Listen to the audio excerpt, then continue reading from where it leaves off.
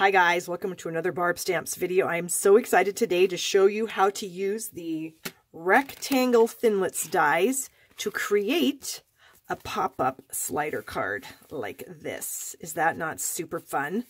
And of course, our stamp set that we're using is part of our Sale-a-bration brochure time. It's celebration time right now, which is always so exciting because you get free stuff for your $1,500 orders. And this is the stamp set we're going to use today, the So Hoppy Together. Super cute with all these little frogs, a dragonfly, some little flies. And again, out of the celebration brochure, it's the best time to order Stampin' Up! It's also the best time to join Stampin' Up! You can get $175 worth of merchandise for $99. So if you're interested in that, click the link in the description box to head to my blog and you can find my email address there. So here's our card. Super cute how it slides up and then it exposes a couple of different sentiments. So let me get my supplies for this and we will get started. All right, here's my supplies. The rectangle stitched framelits, of course. So we're using this one here, which is from outside edge to outside edge. This one is 2 3/4 by 4 1/8, just about. So that's the one we're going to use to actually do the sliding mechanism. And we have a 4 1/4 by 5 1/2 inch piece of Granny Apple Green. I have a 4 1/4 by 5 1/2 inch piece of Thick Whisper White. Scrap of black, scrap of white. So the black, we are going to use our 2 1/4 inch circle punch and just crop out a circle there. And the white scrap, I'm going to start by stamping my cute little sit-down frog. But I will go ahead and mount this for you. This is one of our new cling stamps, and they cling like nobody's business. So you basically do the same thing you used to, where you peel back the backings on the sticker, and then you line your image up. You can sort of see how it just lines up. Press it into place. And then it will release, and there we have it. And these are so sticky. I literally just barely dropped it on there, and it's stuck. So that is super cool. They're super sticky. They're actually so sticky that sometimes they're a little harder to get off. So what I like to do is after I've used it, if I've let it set for a little bit, it might become a little bit stuck. I'll just take the edge of my fingernail under one of the parts of the label. Whoops, that one's not going to come. Try this piece here. There we go. And then I can just pry it up like that. So they are super, super sticky. We're going to use our Memento ink here. So I'm going to ink up this adorable little guy. I'm going to stamp him right there. And close that up and set that aside because we don't need that anymore. Got our little frog stamped here, and I'm going to use my Call Me Clover and my Granny Apple Green Stampin' Blends markers. Okay, and I'm going to speed up the video while I'm doing this so this doesn't take quite as long.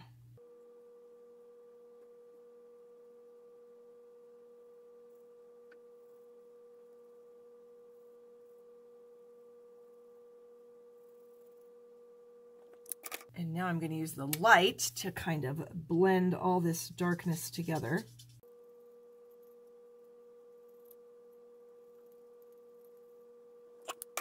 So our Granny Apple Green to do his little belly here. And then his little spots. Right, and then we're just going to crop him out with a 2 inch circle punch. He's so cute.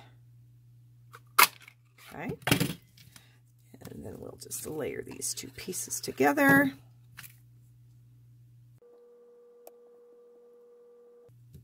Okay. All right, so the next thing we're going to do is we're going to bring in our Big Shot machine. So let me make some room for that. All right, so I've got my Big Shot machine in here. But before I use it, I'm actually going to do some stamping on this piece here. And I'm going to use the Beauty Abound stamp set. They've got a couple of really fun little like bubble patterns or something in here. And I'm going to use the large and the small with my Granny Apple Green. And since I'm on my Big Shot here, I'm just going to go ahead and use a piece of scrap paper. All right, so we're just going to ink this up. And I'm just going to kind of do some random stamping here. all the way around the thing. Yeah, I don't know, like this maybe. Maybe in the middle. Then we'll bring in the smaller one.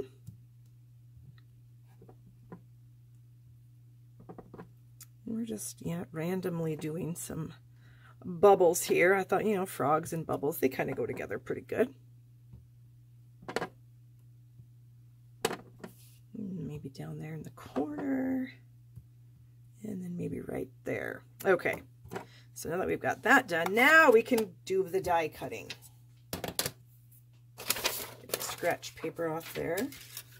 All right, we're going to bring that die in. So we're going to lay our card onto the big shot here. Yeah, you can see that. Okay. And we're going to like center it ish. Okay. Then we're going to take our cutting pad and you're going to put it on just so you leave the top of the die open. Ooh, there's a horrible glare there. So the top of the die is not covered up by my cutting pad. Okay. So I moved this. Here, we'll stick that back down. So I'm going to do it so that it's this end that it doesn't get on. So just right to the edge of that.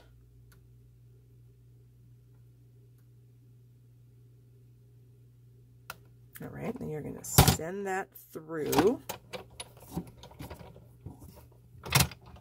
I'm doing this kind of awkward here since I don't normally run my big shot machine on this table.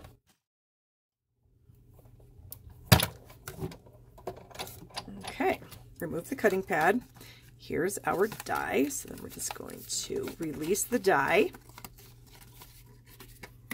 Release the centerpiece there. And then we have that nice cutout. Okay, next we're going to bring in the Stampin' Trimmer and we're going to do a little bit of scoring. So we want to score this panel down here at about 1/4 inch. So I'm going to do, a lot of this is just going to be guesswork. I'm just guessing, like here's the track. I'm just going to guess where it's going to be because I don't want to be too precise. So we're just going to run a score line. So that's about 1/4 inch or so. We're going to run a score line at the top. So right where this, actually, we probably don't even need to do that. We can probably, well, yeah, we're going to try. So we're going to run a score line from this cut line over to this cut line. So we're just going to wing it. So just bind that. And then just score back and forth. Okay, so you got a score line there. And then we're going to kind of guess and score in the middle. If it's not perfectly in the middle, it doesn't even matter. So this way there's no precise measurements. You're just going to make 3 score lines. One at the bottom, about 1/4 inch from the bottom of the flap, one at the top, and then one in the center. Okay, so then we're going to fold this one back. And you want to burnish that with your bone folder. You're going to bring this one to the front.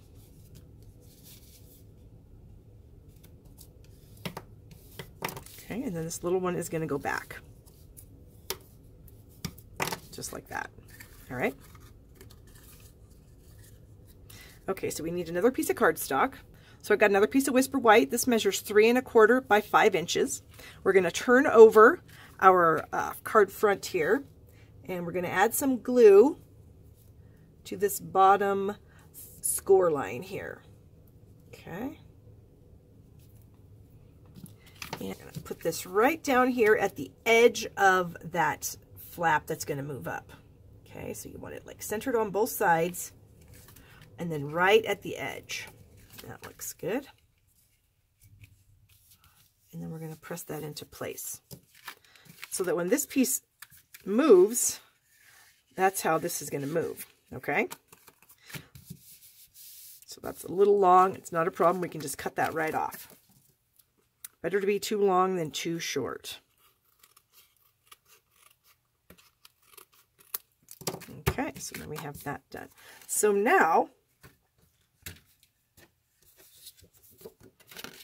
I'm going to bring these 2 pieces together. Oops. we're going to glue the front and the back together. So we're going to add glue around this granny apple green piece here. And at the bottom, and then on the side, taking care not to get any glue on the slider piece. Okay. And then we're just going to butt these together.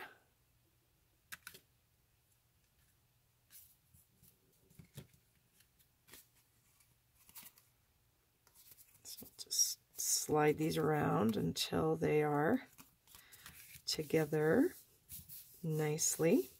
All right, there we go. And then we still have this piece in here. So now we need to add something to this piece to make it move for us.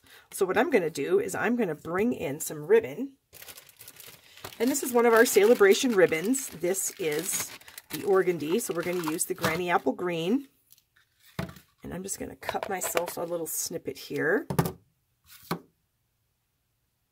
Okay. And I'm just going to staple that to the top of this piece of cardstock here.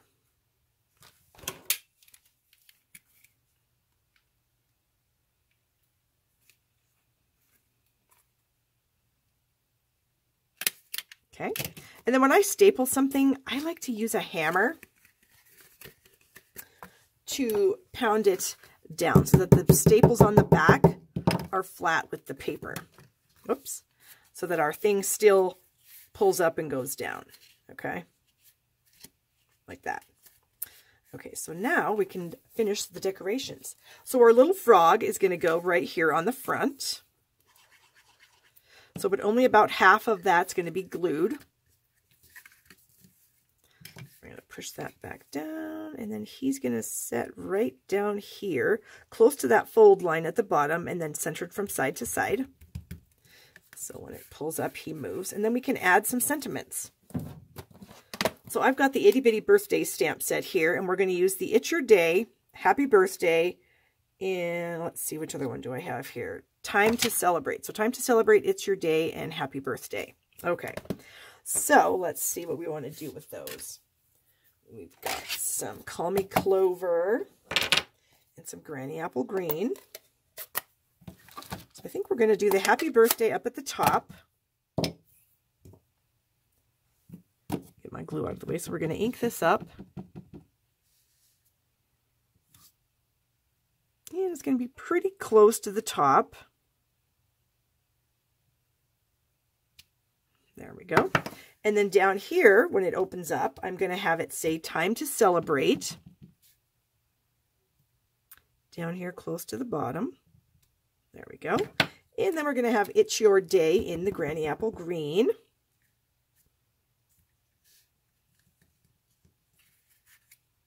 Right above that.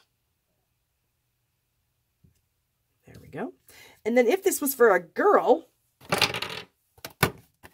you could bring in the little crown image and you could stamp the little crown right there. But this is actually going to be for my nephew, so I'm not going to do that. And that's it. So that's how you can use your rectangle framelits to create a super cute slider card. So if you guys enjoyed this video, give it a thumbs up. I appreciate that very much. Subscribe down here in the corner. Hit the notification bell so you can be notified when I upload new videos.